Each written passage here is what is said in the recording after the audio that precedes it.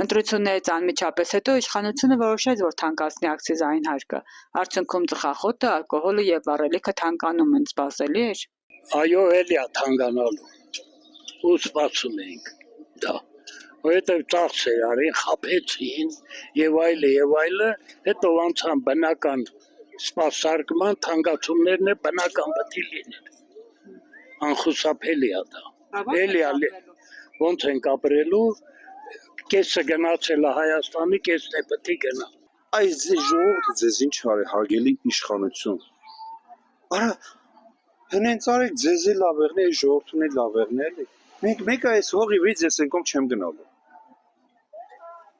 Ես այս իմ հայոց հողի վից ենքոմ չեմ գնալու։ Ուզմա թուրքը գա, ով ուզմա գա, ես կպայքարեմ իմ պայքարը։ Բայց ենքոմ չեմ գնալու։ Ինչքան ուզում է իրանք վատ թարասնեն, ընտրությունը անցավ,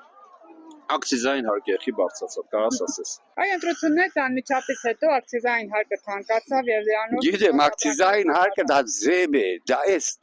պետական պարտքեր են բոլորը, ուշ քեշու, ժողովրդի մարմնից պետք է հանի ինքը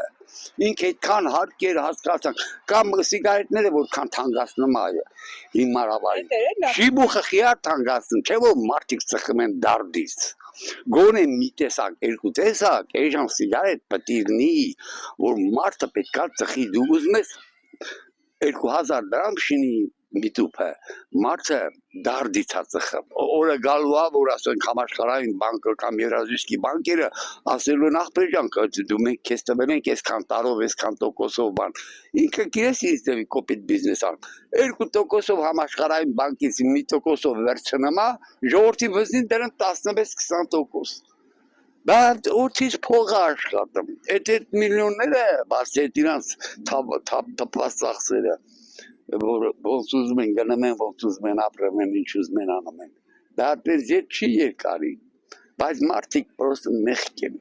ժողովուրդը հոգնել է, զզվել է ավելի ճիշտ,